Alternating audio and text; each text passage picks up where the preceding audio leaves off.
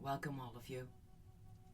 Welcome to putting on the mind of Christ, the inner work of Christian spirituality. You are loved with an everlasting love. This is your Pastor Yeti. Today I'm going to talk about psychic consciousness. It's again much to say, so try to stay focused. At the psychic level of consciousness, we no longer identify the self with the rational mind. Instead, we identify the self with the inner witness that observes body, emotions, and mind. This inner witness is the paramount self, the part of self beyond space-time, the permanent self as senses such as clairaudience and clairvoyance that roughly parallel the physical senses, and which are referred to in the New Testament. Persons with psychic consciousness may make use of abilities such as healing by the laying on of hands, prophesy, and speaking in tongues. Individual consciousness development. The chief characteristic of the psychic level of consciousness is the identification of the self with the inner witness, the witness which is familiar to all serious meditators, is the part of self beyond body, emotions, and mind, beyond the frontal personality by means of which we operate in space-time. The witness, therefore, is itself beyond space-time. The witness has been called by some the permanent self. As we move into the psychic level of consciousness, the sixth level of human awareness, we will gradually become more consciously aware of information coming from beyond the five physical senses. We will develop what is sometimes called extrasensory perception, ESP. Extrasensory perception is normally not exotic or sensational as the media often portrays it. It is simply the ability to obtain information that the five physical senses cannot. The Christian who is able to tune into the small, still voice within, read Psalm 46, verse 10, is making use of ESP, extrasensory perception. He or she is developing psychic consciousness. Often, the entrance into the psychic level is dramatic, taking the form of a conversion or rebirth experience. Evelyn Underhill, who begins her map of the spiritual path at this point, calls this the awakening of the self.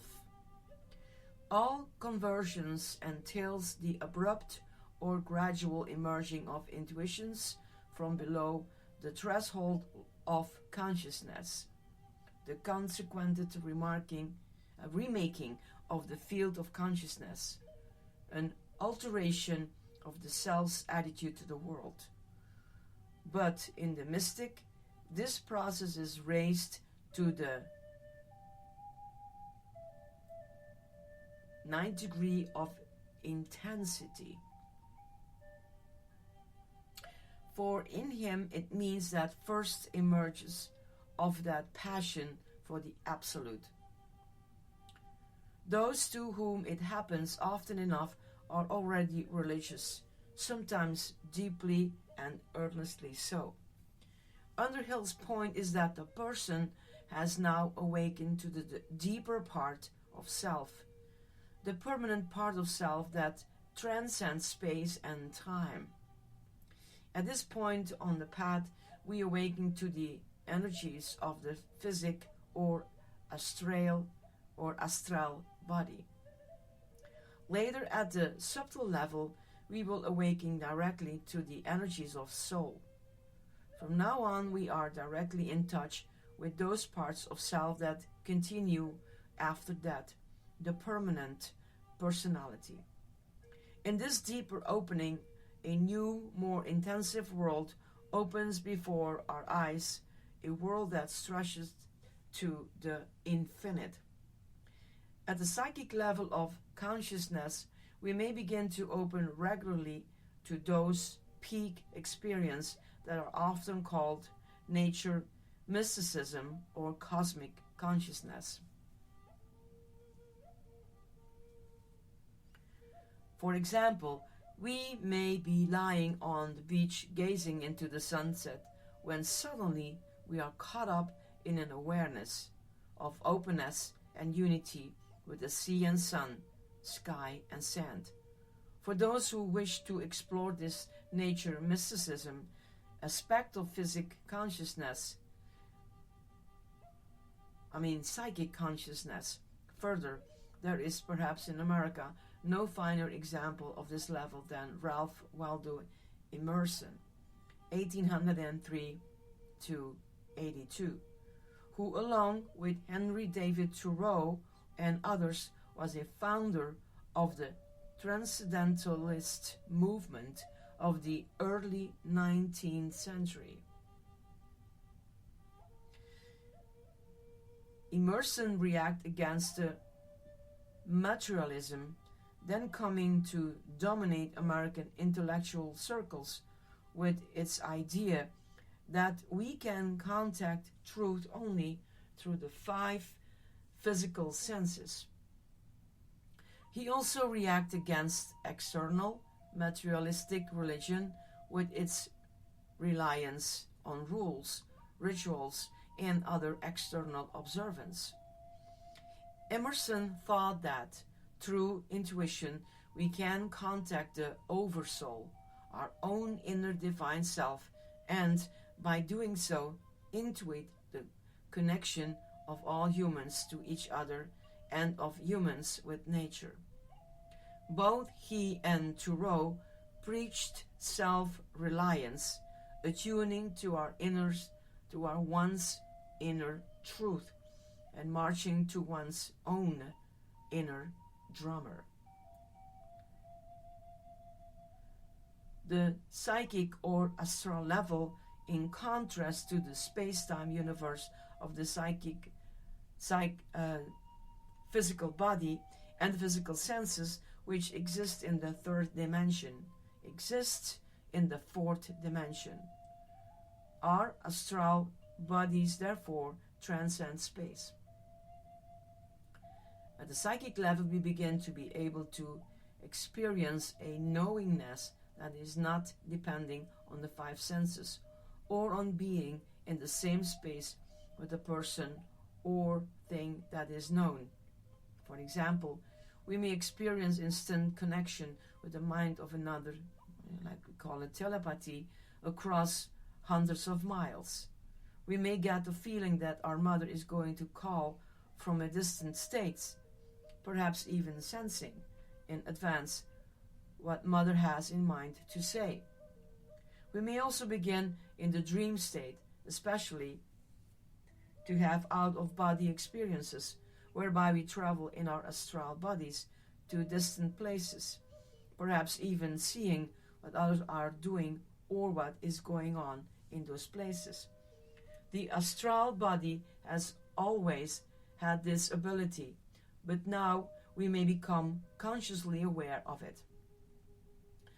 If we are trained, we may begin to remember these experiences clearly, or even develop the ability to astral travel when we are awake. We may begin to develop consciously or unconsciously one or more of the 5 astral senses. The senses of the astral or the psychic body that parallel the physical senses. Clairsentience, physic sensing, clairaudience, physic hearing, clairvoyance, psychic sight, psychic smell, and psychic taste.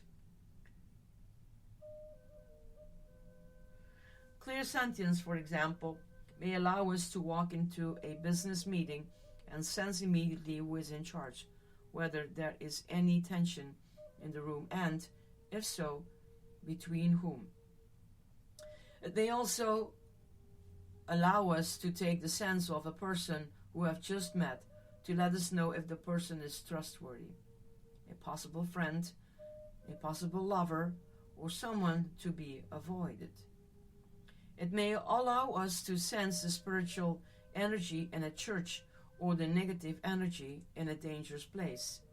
Jesus was a master of his ability. It allowed him, as if tuning into a radio station, to key in the hearts of others, their inner emotional vibrations, to see what they felt.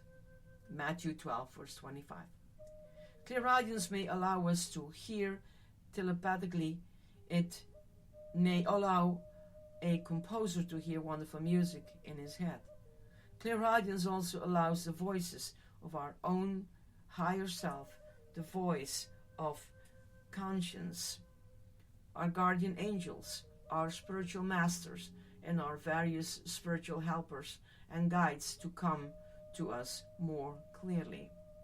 If trained and developed, it may allow us to be a medium or a channel using our bodies and voices to bring the guidance of advanced beings such as the saints to others. Jesus and many saints had clairaudience. Jesus, for example, again, by tuning in, could read the minds of others and hear their thoughts. Mark 2, verse 8, and Luke 5, verse 22. Clairvoyance may allow us to begin to see the energy bodies which surrounds the physical bodies of all living beings.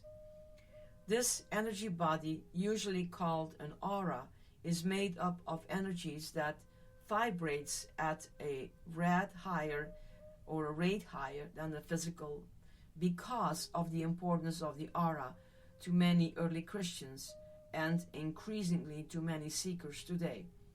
It is worthwhile to present a few general ideas about this aspect of clairvoyance.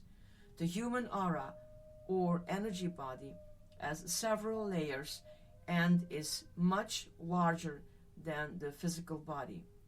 The golden halo that we see usually depicted around the heads of Jesus and the saints are a representation of the spiritual energies contained in their auras, and are an indication that, at one time at least, some Christians knew about, studied, and trained themselves to see and interpret auras. Interpreted aura. Like so much else concerning spirituality, however, this knowledge and skill is mostly lacking from today's mainstream Christianity. The first layer of the aura is the Etheric, which is basically the physical body in energy form. After a leg is amputated, for example, we can usually sense the leg as if it were still there. In doing this, we are sensing the etheric body, or the etheric body. The physical job of which is to hold together the form of the physical body. The higher bodies, or astral bodies, and thoughts bodies are also surrounded by the etheric body, which holds all of our various forms together into a coherent whole. The geometry of this is complex and impossible to diagrams because the physical body exists in the third dimension, space-time, the astral body in the fourth, which transcends space and the thought body in the fifth, which transcends space and time. Some seers talk about still another body, the causal body, which exists at the level of the divine archetypes, the level of the soul. There are many energy meridians, lines, in the etheric or etheric body. Oriental medicine has made use of these energies, which can, so far at least, only be seen physically for at least 2,000 years. Christians also make use of them when they do healing by the laying on of hands. There are also centers or whirlpools of energy, usually called wheels or chakras.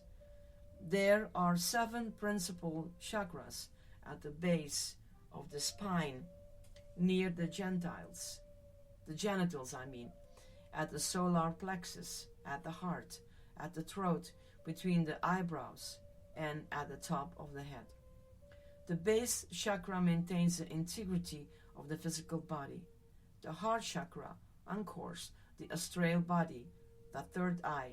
Chakra between the eyebrows is the center of psychic sight, and the crown chakra atop the head connects us to God and other high spiritual beings like Jesus.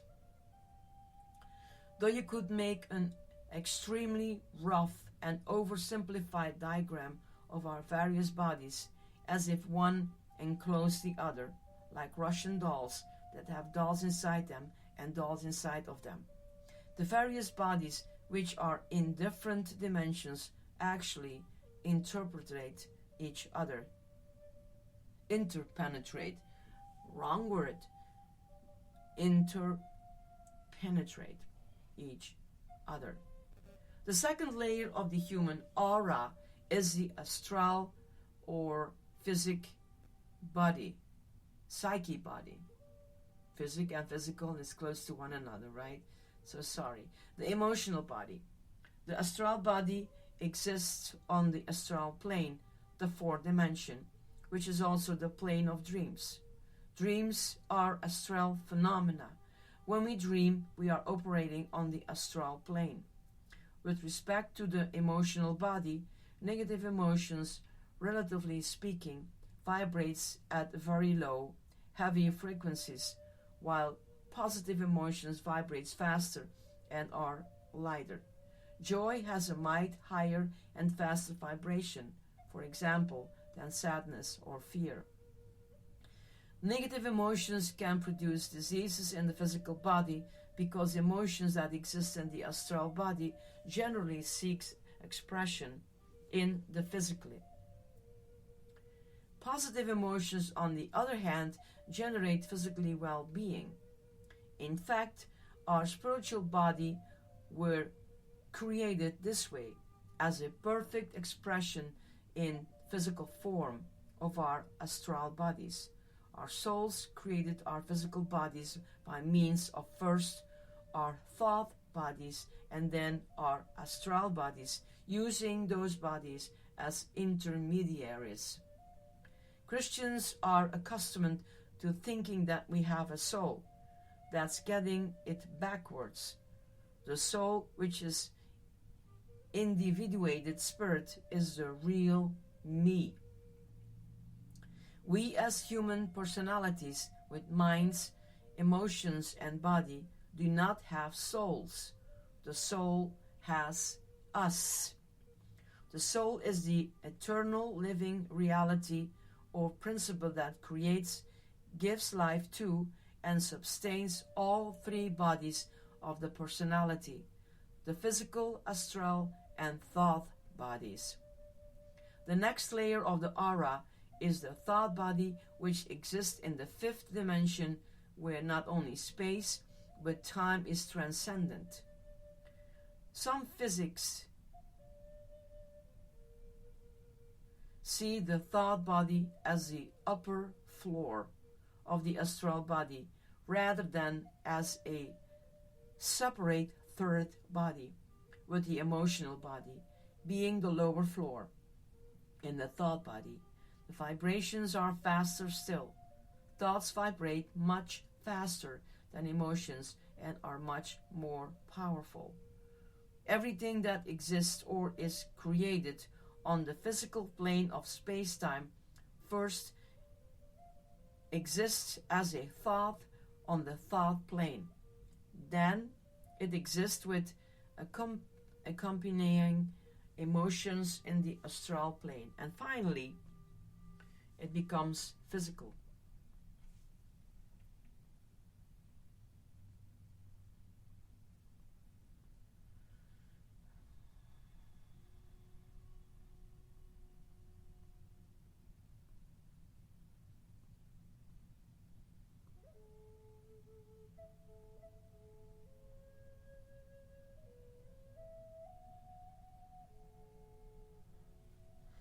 Positive emotions, on the other hand, generate physical well-being. In fact, our physical bodies were created this way as a perfect expression in physical form of our astral bodies. So finally, it becomes physical. If we want to create something good in our lives, we must think about it clearly and then put some emotions into it. The higher vibrations will then precipitate it like rainfall.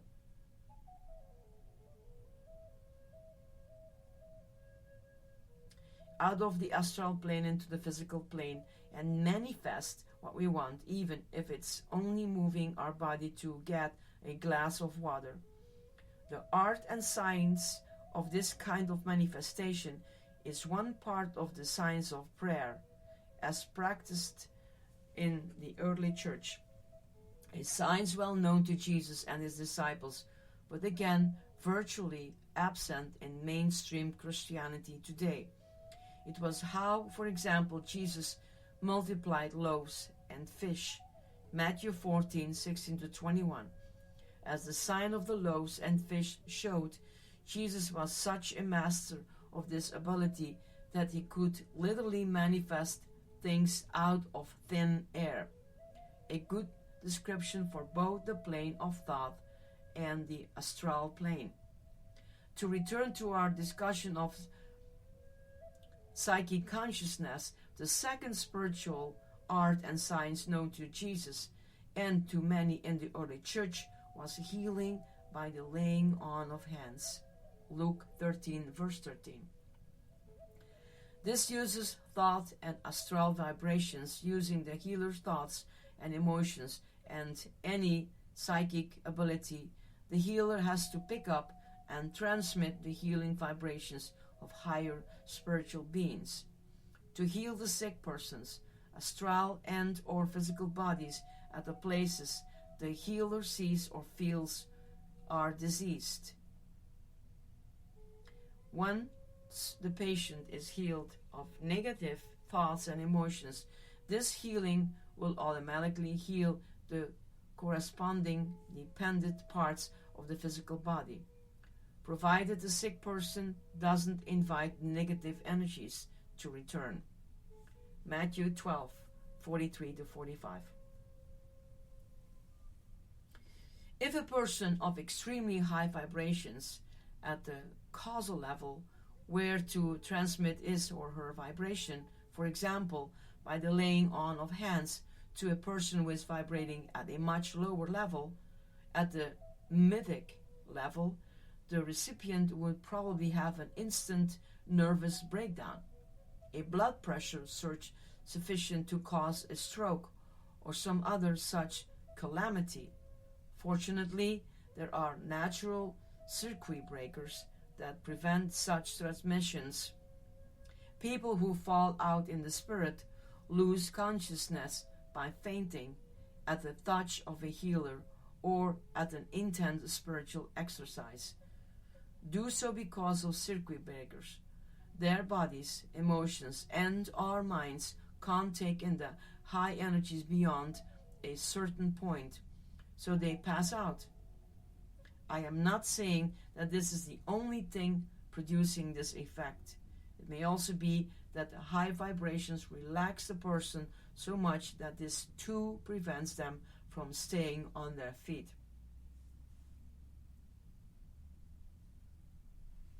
The Eastern religious usually prescribes abstinence from alcohol and meat because these foods, especially meat today, considered how animals are raised and slaughtered, have heavy vibrations, fear, and hinder the raising of the body's vibrations. This can cause problems if one is doing exercise that brings in endlessly high energies.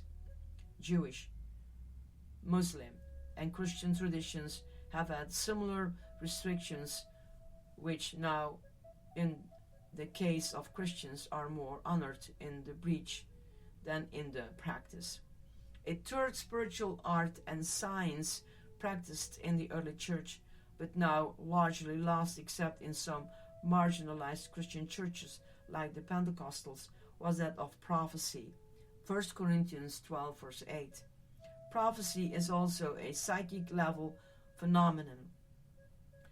Prophecy, as that term is used in Corinthians, can be used to tap into the spiritual realm, but in my experience, only by a person whose consciousness is already at the 6th level. The psychic and that type of prophecy comes through incoherent sentences, the content of which is from a rational perspective, a genius level that is altogether different from the Pentecostal experience, where the messages not mediated by even rational level development come through largely as incoherent utterance, which are then normally interpreted by a fellow mythic level congregant. And congregants constantly fall out in the spirit because luckily their own mental health, their body's nervous systems and consciousness cannot handle the energies from the psychic level. All the major spiritual traditions on the planet strongly advise against the development of psychic powers until one is grounded in the psychic level itself, and they are very wise to do so. How does prophecy work? We have already seen how everything that exists on the physical level of existence must first exist as a thought with accompanying emotions in the astral plane. If you are able to see or sense these thoughts and emotional vibrations before they rain their physical manifestations into the space-time, you would be a prophet. The basic principle of prophecy is as simple as that. Prophecy, as the word is used in the New Testament, is not limited to foretelling the future. It is a much broader term. It means opening our inner psychic faculties to hear the words or see the images sent down from the spiritual planes, including our own higher selves, our souls, for our guidance. The early church members constantly received these communications on behalf of each other and their communities, so much so that prophecy, today called channeling, was an integral part of worship. 1 Corinthians 12 verse 8, 1 Corinthians 14 verse 22. Today, this type of prophecy is practiced by many Christians, New Agers, and in spiritualist and metaphysically churches, the majority of whose members are Christian.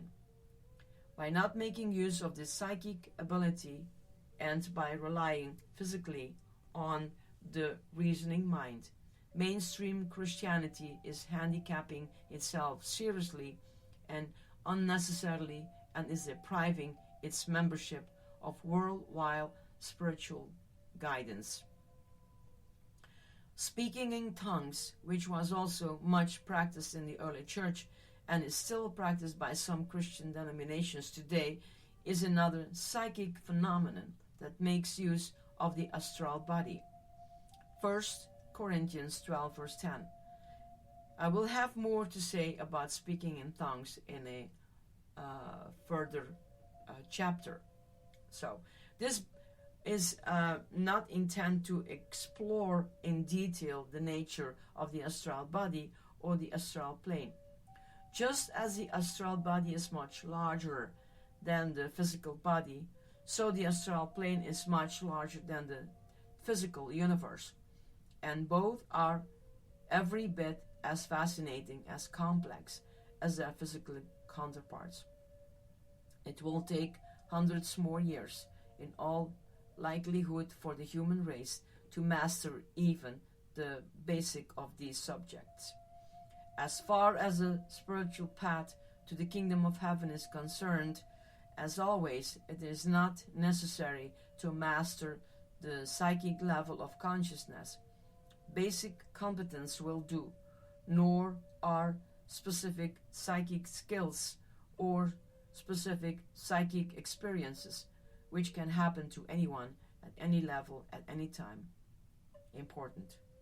What is important for basic competence at the psychic level is that we, for the first time, become more interested in what happens within our own psychics than in the outside world, and that we develop the ability to accurately see and feel what is going on within ourselves.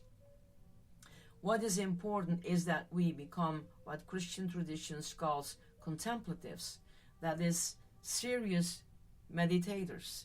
It is not necessary for us to become mystics who are contemplatives with pronounced psychic abilities.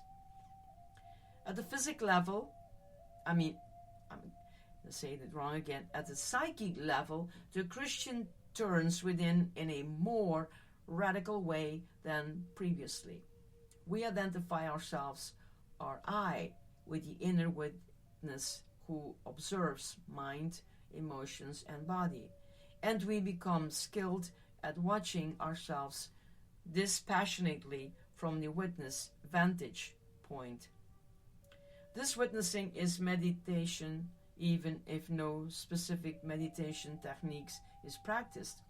We become decisively inner-directed and self-reliant, rather than relying on the advice, opinions, and values of others.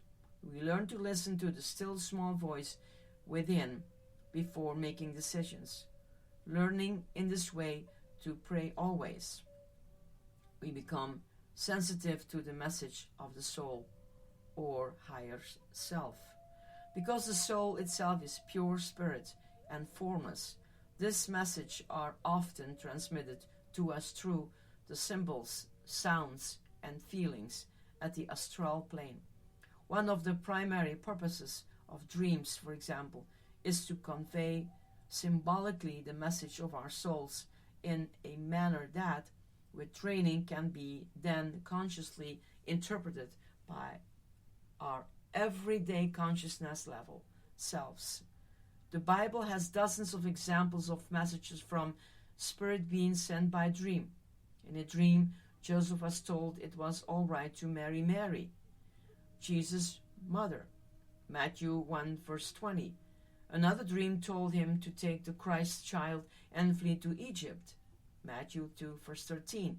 And still another told him when to move to Galilee, Matthew 2 verse 22. As we gain experience at the psychic level, we realize, as Jesus said, there is a vast and wondrous world within. But that does not mean we neglect space-time and its obligations. It would be a terrible mistake to do so, because the psychic level of consciousness, like every level of consciousness, must be thoroughly grounded in the levels below, including the physical. To act otherwise would invite psychic disaster. Normally, we actually become more effective and creative in space-time. For the first time, our consciousness can see space-time in context. For example, we can now see how everything that happens in the higher planes, thought and emotions, has enormous consequences on the physical plane, for better or for worse. And we can take this knowledge into account in everyday's life. We will also see that eventually most people will come to see the danger of constantly spewing out negative thoughts and emotional vibrations, especially fear, including over the radio, television, internet, and other media. These vibrations, especially when they induce mass phobias, panics, rages, griefs, vengefulness, etc., damage not only our social and political environment, but also the animal kingdom and the physical environment. This is because human consciousness is the most powerful force on this planet, greater than that of the animal and the other life forms over which we have stewardship, and greater than that of the physical earth.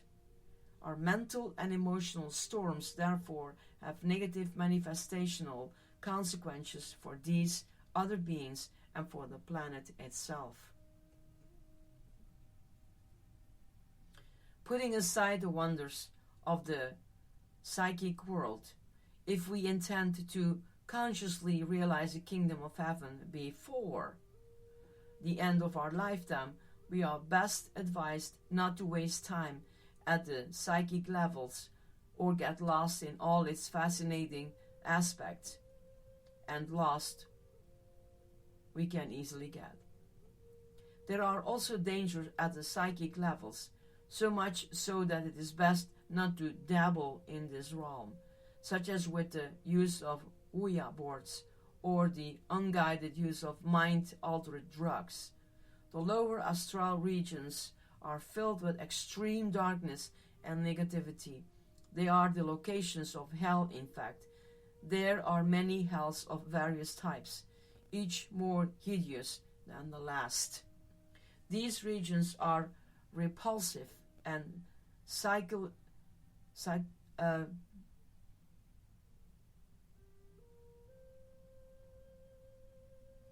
and very, very dangerous and full of negativity entities, thoughts, forms, discarnate humans and demons that will harm you or even take partial possessions of you, given the chance.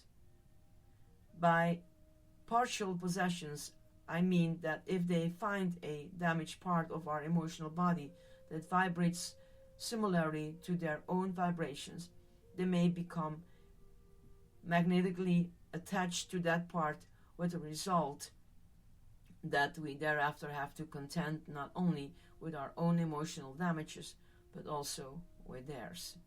Some people say that the grotesque imagery and activity that have been appearing in recent years in movies, videos, and computer video games are the results of holes having been punched in the veil that separates the physical and the lower astral planes, perhaps by the use and testing of nuclear weapons, among other causes.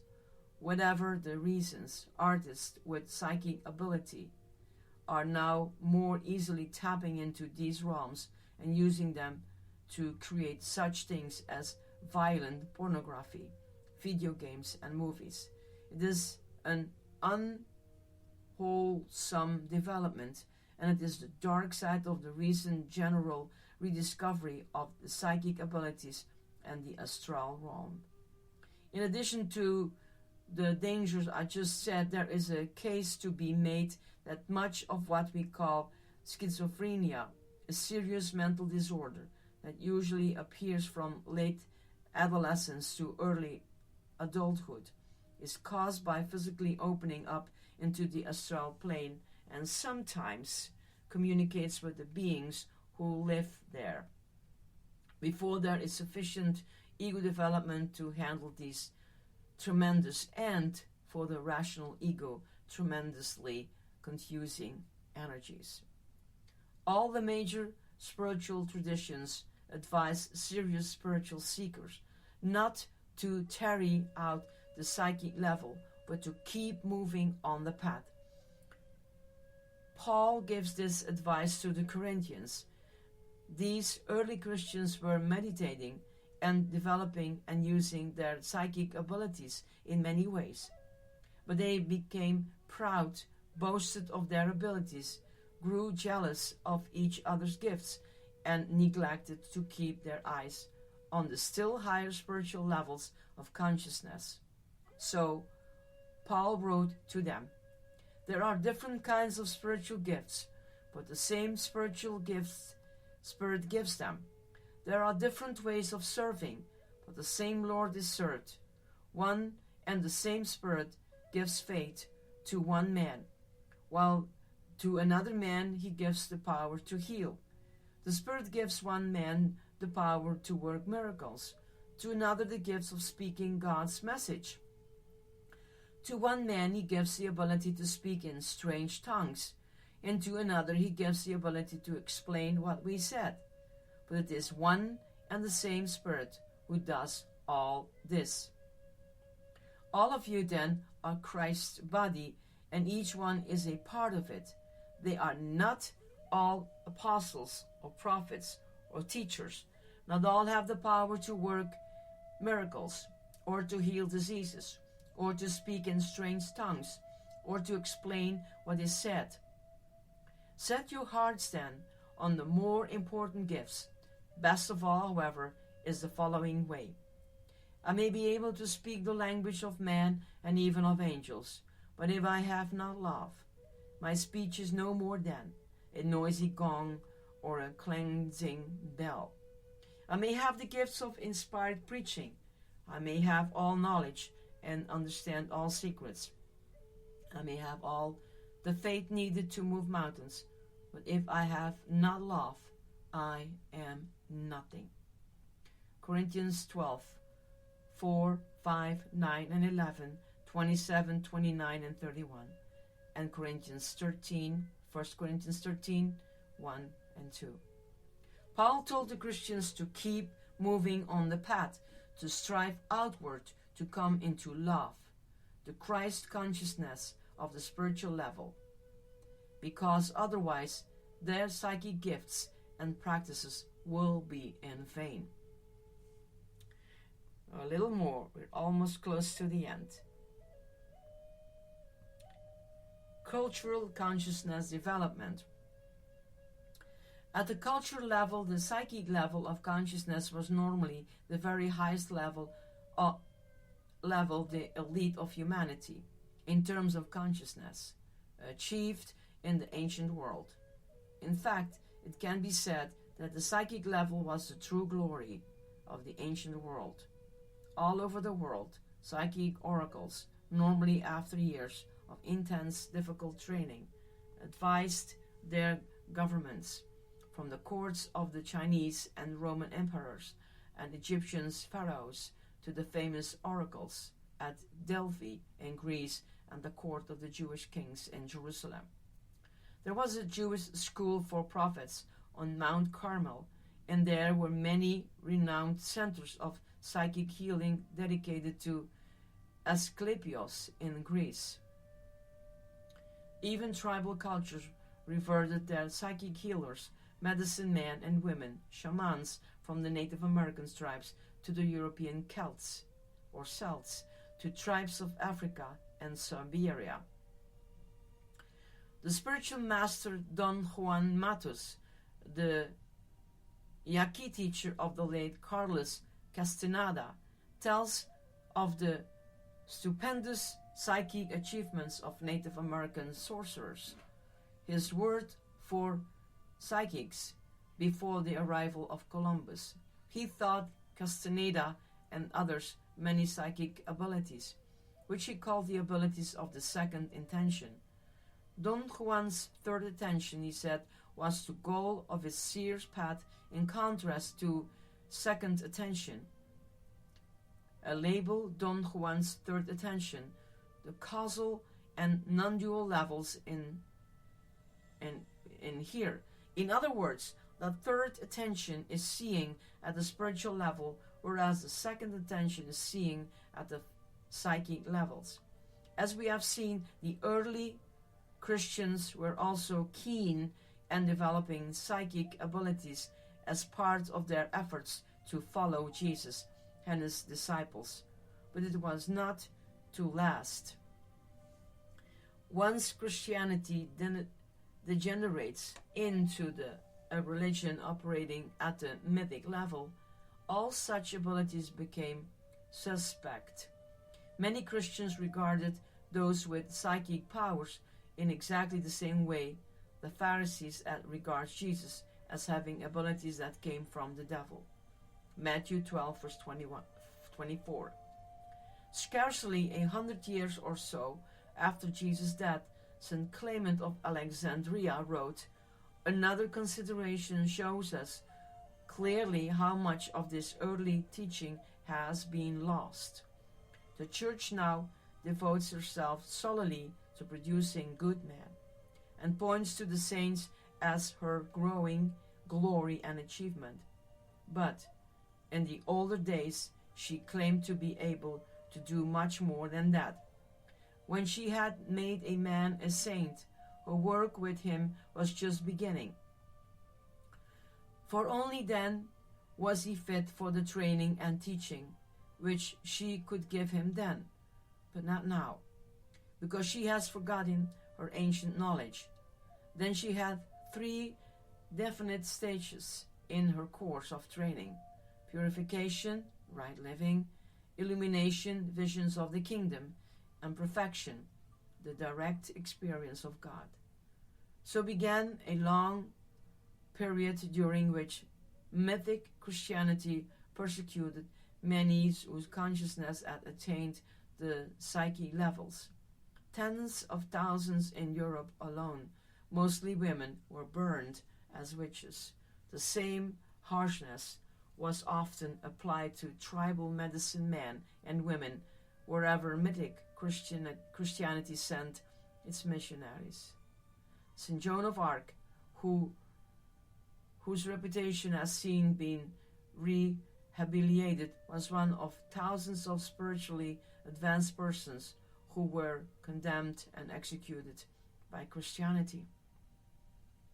Christianity, of course, is not the only religion that has experienced degenerations. The degenerations of the level of consciousness as a spiritual reality into the caste system as a social reality was, and to a large extent remains, a catastrophe for Hinduism.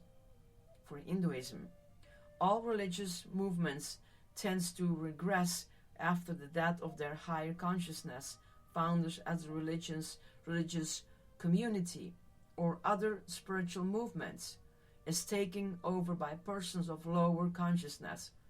The lower consciousness disciples, since they cannot understand the spirit, always tend to emphasize the religious forms, including its thought forms, long after the usefulness of such forms has passed.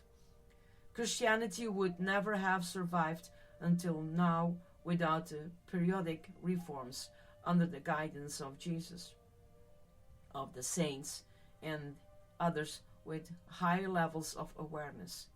To survive until the end of the 3rd millennium, Christianity will have to become still more adaptive in obedience to the spirit within its adherents.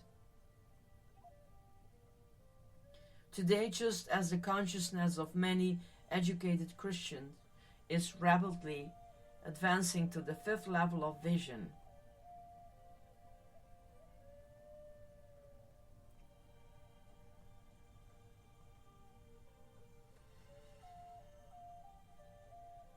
vision logic, many dedicated spiritual seekers are advancing into the psyche level, beginning with the spiritualist movement of the last century and extending into the much more broad-based contemporary New Age movement. These seekers, including thousands of Christians, are contributing significantly to humanity's spiritual revival, one that will be planetary in scope and comprehensively ecumenical in character. The new planetary ecumenism will be based more upon the contributions that each religion and denomination can make to the furtherance of human consciousness, and not as much on the patching of old institutional ruptures. It is true that there is much regressiveness in the New Age movement, sometimes a reversion to magic and naive idealization of primitive societies. There is also a large amount of commercial hucksterism and psychic charlatanism.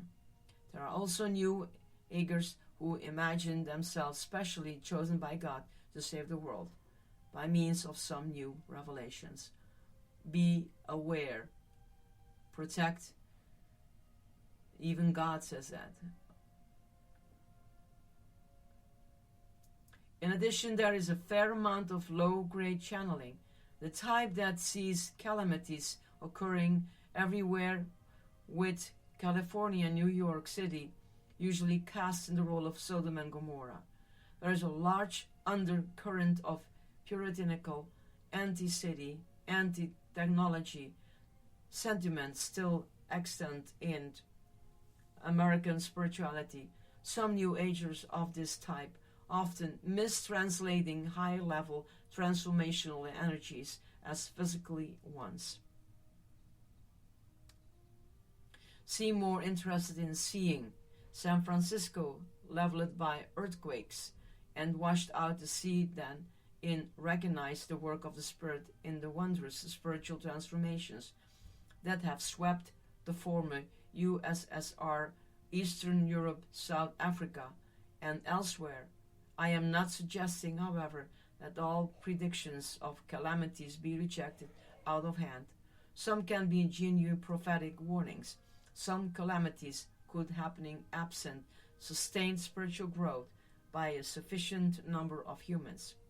This is perhaps the best place to know that we should use a great deal of discernment with respect to channeling, just as was the case in the early church.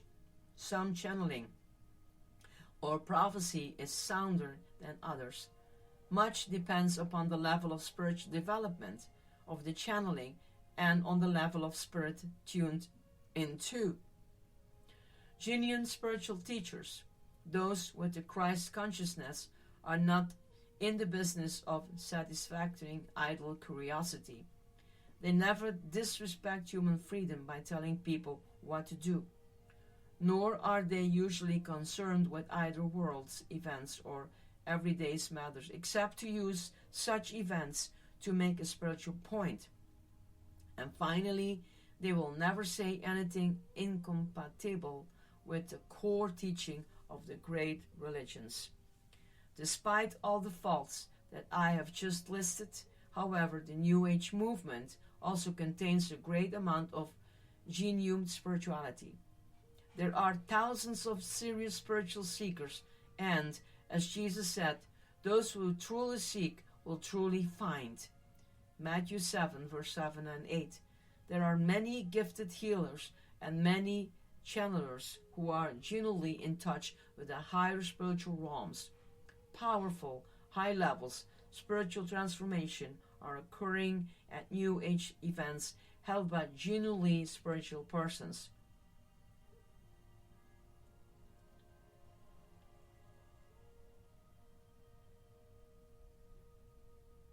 I have personally seen a number of such transformations in consciousness, and I mean genuine, permanent spiritual conversions and rebirths, not weekend emotional highs manufacturing through emotional and mental manipulations, as happens with some cultish commercial groups. And the New Age movement, not surprisingly, Medic Christianity has found still another enemy to fight and condemn in the name of God. Not long ago, for example, a 10 American Catholic archbishop gave a blanket denouncement of the New Age movement as paganism and superstitions. Many Christian fundamentalists see in the New Age the work of the devil. In response to such critics, I ask, we are Christians who are trying to advance in consciousness to the psyche levels and beyond to go for support and guidance. Educated and spiritually, seriously Christians are tuning to the New Age largely because mainstream Christianity is not watering the spirituality of those who seek beyond conventional levels. This can be remedied, of course, if the Church itself undertakes serious and widespread spiritual renewal. I sincerely pray for such a spiritual renewal.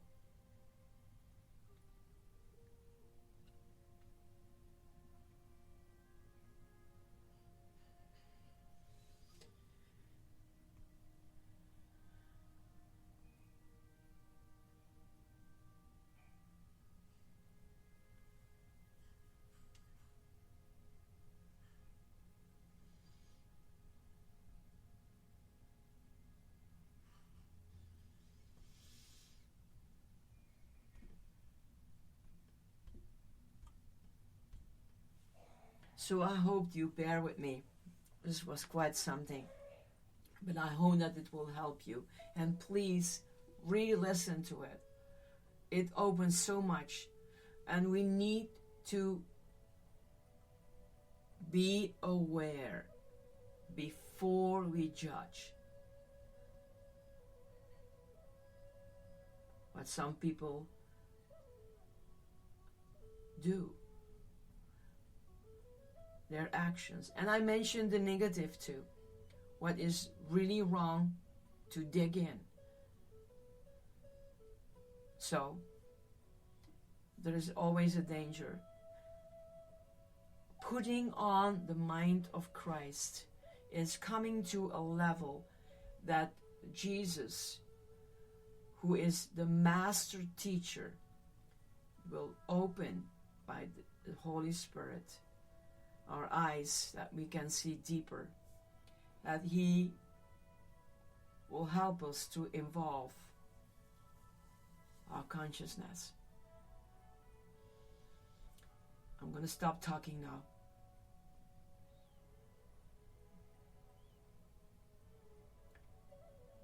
So come with me to another level on another day. Okay? So may God give you His wisdom and knowledge. May you practice on the good things. Read the words of Paul as he spoke to churches, how to develop your gifts and what is given by the one and same Spirit, developed in different gifts to many people.